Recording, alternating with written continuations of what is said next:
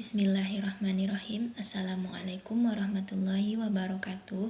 Saya Aditya Faroktavia, NIM 21280 dari kelompok 13 Filsafat Pendidikan. Kali ini saya akan membacakan materi yakni mengenai permasalahan pendidikan sekolah di Indonesia. Yang pertama yaitu lembaga sekolah. Menurut Undang-Undang Sisdiknas Nomor 20 Tahun 2003 bahwa pendidikan adalah usaha sadar dan terencana untuk mewujudkan suasana belajar dan proses pembelajaran agar peserta didik secara aktif dapat mengembangkan potensi dirinya untuk memiliki kekuatan spiritual keagamaan, pengendalian diri, kepribadian, kecerdasan, akhlak mulia, serta keterampilan yang diperlukan dirinya, masyarakat, bangsa, dan negara. Sedangkan pengertian menurut Sabtono bahwa pendidikan merupakan suatu proses yang sangat penting untuk meningkatkan kecerdasan, keterampilan, mempertinggi budi pekerti, memperkuat kepribadian, dan mempertebal semangat kebersamaan agar dapat membangun diri sendiri dan bersama-sama membangun bangsa. Pendidikan ini dibagi menjadi 3, yaitu pendidikan formal, informal, dan non-formal. Dan pada dasarnya setiap kegiatan itu pastinya memiliki dampak positif dan dampak negatif. Begitu juga di dalam dunia pendidikan, penerapan pendidikan yang berjalan secara tidak baik maka akan menimbulkan dampak negatif. Hal ini merupakan penghambat bagi proses kelancaran dalam belajar mengajar, dan peristiwa ini pun banyak terjadi dalam dunia pendidikan formal. Permasalahan pendidikan di Indonesia adalah segala macam bentuk masalah yang dihadapi oleh program-program pendidikan yang ada di Indonesia. Kemudian adapun masalah yang rumit yang terdapat dalam dunia pendidikan formal seperti pemerataan pendidikan, mutu dan relevansi pendidikan, dan efisiensi pendidikan. Dan setiap masalah yang dihadapi ini disebabkan oleh faktor-faktor pendukungnya. Adapun faktor-faktor yang menyebabkan perkembangannya masalah tersebut adalah salah satunya adalah iptek, permasalahan pembelajaran dan lajunya pertumbuhan penduduk. Dan materi yang kedua yaitu mengenai tujuan lembaga sekolah.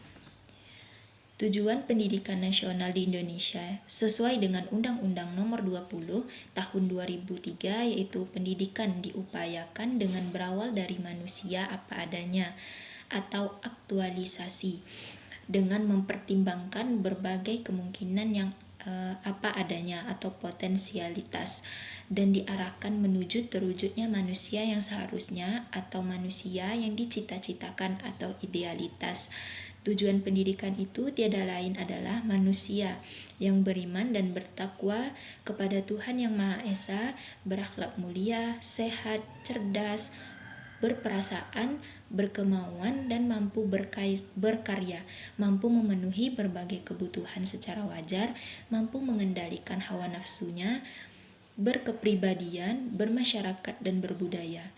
Implikasinya, pendidikan harus berfungsi untuk mewujudkan berbagai potensi yang ada pada manusia dalam konteks dimensi keberagaman, moralitas, individualitas atau personalitas, sosialitas, dan berkebudayaan secara menyeluruh dan terintegritas.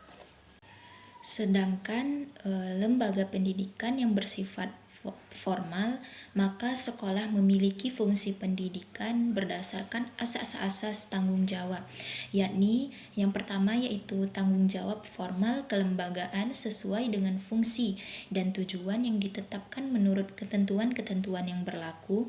Dalam hal ini Undang-Undang Pendidikan UU SPN Nomor 20 Tahun 2003. Kemudian adanya tanggung jawab keilmuan berdasarkan bentuk isi, tujuan, dan tingkat pendidikan yang dipercayakan kepadanya oleh masyarakat dan bangsa. Dan yang terakhir yaitu tanggung jawab fungsional, merupakan tanggung jawab profesional pengolah dan pelaksanaan pendidikan yang menerima ketetapan ini berdasarkan ketentuan-ketentuan jabatannya. Oleh karena itu, Sekolah sebagai lembaga pendidikan kedua setelah keluarga bertugas membantu lingkungan keluarga mendidik dan mengajar serta memperbaiki dan memperluas wawasan dan tingkah laku anak didik. Sekolah memberi sumbangan yang tak terhingga nilainya bagi kelangsungan pendidikan dalam rangka mencerdaskan bangsa. Sehingga dengan demikian pendidikan Indonesia lebih cenderung mengutamakan sikap sosial dan religius dalam pelaksanaan pendidikan di Indonesia. Hal tersebut sesuai dengan Pancasila, sila pertama, yaitu ketuhanan yang Maha Esa. Sila tersebut menunjukkan bahwa Indonesia sangat mengedepankan adanya sikap spiritual dan pengakuan terhadap keberadaan Tuhan Yang Maha Esa, sehingga tidaklah diragukan bahwa negara Indonesia dapat dikatakan negara yang paling religius setelah negara Pakistan. Kemudian materi selanjutnya yaitu mengenai kompetensi guru. Menurut Undang-Undang Nomor 14 Tahun 2005 tentang Guru dan Dosen Pasal 10 Ayat 1, kompetensi guru meliputi kompetensi pedagogik, kompetensi kepribadian, kompetensi sosial, dan kompetensi profesional. Dan yang pertama yaitu kompetensi pedagogik. Pedagogik dimaknai sebagai sebuah pendekatan pendidikan berdasarkan tinjauan psikologis anak. Peraturan Pemerintah Nomor 19 Tahun 2005 Pasal 28 Ayat 3 yang menyebutkan bahwa kompetensi adalah kemampuan mengelola proses pembelajaran yang meliputi pemahaman terhadap peserta didik, perancangan serta pelaksanaan proses belajar, evaluasi hasil belajar, dan pengembangan peserta didik dalam mengaktualisasikan berbagai potensi yang dimilikinya. Sedangkan Depdiknas menyebutkan bahwa potensi ini dengan kompetensi pengelolaan pembelajaran. Kompetensi ini dapat dilihat dari kemampuan merencanakan program belajar mengajar, kemampuan melaksanakan interaksi atau mengelola proses belajar mengajar, dan kemampuan melakukan penilaian. Selanjutnya yaitu kompetensi kepribadian. Kepribadian merupakan suatu masalah yang abstrak, hanya dapat dilihat melalui penampilan, tindakan, ucapan, dan cara berpakaian seseorang.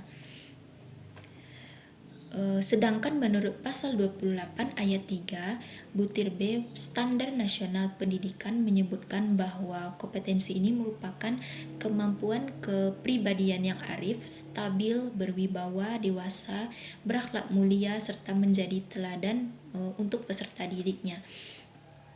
Beberapa kompetensi kepribadian yang harus dimiliki oleh seorang guru diantaranya yaitu kepribadian yang utuh, kemampuan mengaktualisasikan diri, dapat berkomunikasi dengan orang lain, mampu mengembangkan profesi. Sehingga kemampuan kepribadian menyangkut jati diri seorang guru sebagai pribadi yang baik, bertanggung jawab, dan terbuka sekaligus mempunyai pengetahuan tentang perkembangan peserta didik dan memiliki kemampuan memperlakukan mereka secara individual. Kemudian kompetensi selanjutnya yaitu kompetensi sosial. Kompetensi sosial guru merupakan kemampuan guru untuk memahami dirinya yang tidak terpisahkan dari masyarakat sekaligus mampu mengembangkan tugas sebagai anggota masyarakat dan warga negara. Kompetensi ini menyangkut kemampuan berkomunikasi dengan peserta didik dan lingkungannya. Menurut Mulyasa menyatakan bahwa 7 kompetensi sosial yang harus dimiliki oleh seorang guru agar mampu berkomunikasi dan bergaul secara efektif, yakni pengetahuan tentang adat istiadat baik sosial maupun agama, kemudian pengetahuan tentang budaya, kemudian pengetahuan tentang demokrasi, pengetahuan tentang estetika. Selanjutnya itu memiliki apresiasi serta kesadaran sosial, memiliki sikap yang baik terhadap pengetahuan dan pekerjaan, setiap kepada harkat dan martabat manusia. Selanjutnya yaitu adanya kompetensi profesional. Menurut Undang-Undang Nomor 14 Tahun 2005 tentang Guru dan Dosen, kompetensi profesional adalah kemampuan penguasaan materi pelajaran secara luas dan mendalam. Menurut Surya, bahwa kompetensi profesional adalah berbagai kemampuan yang diperlukan agar dapat mewujudkan dirinya sebagai seorang guru yang profesional. Kompetensi profesional meliputi kepakaran atau keahlian dalam bidangnya, yaitu penguasaan bahan yang harus diajarkannya beserta metodenya, rasa tanggung jawab akan tugasnya, dan rasa kebersamaan dengan sejawat guru lainnya. Dan menurut Mulyasa, secara umum kompetensi profesional dapat diidentifikasi dari ruang lingkupnya, yakni yang pertama, mengerti dan dapat mengimplementasikan landasan pendidikan. Kedua, mengerti dan dapat menerapkan teori belajar sesuai dengan tahap perkembangan peserta didik. Kemudian mampu menangani dan mengembangkan bidang studi yang diampunya. Dan yang keempat yaitu mengerti dan mampu menerapkan metode yang bervariasi. Dan yang kelima yaitu mampu mengembangkan dan menggunakan berbagai alat media dan sumber belajar yang sesuai. Selanjutnya yaitu mampu mengorganisasikan sekaligus melaksanakan akan program pembelajaran. Kemudian mampu melaksanakan evaluasi hasil belajar pada setiap peserta didik. Dan yang terakhir yaitu mampu menumbuhkan kepribadian dalam diri peserta didik. Sekian pembacaan materi dari saya. Mohon maaf apabila ada kesalahan dan kekurangan. Saya akhiri dengan wassalamualaikum warahmatullahi wabarakatuh.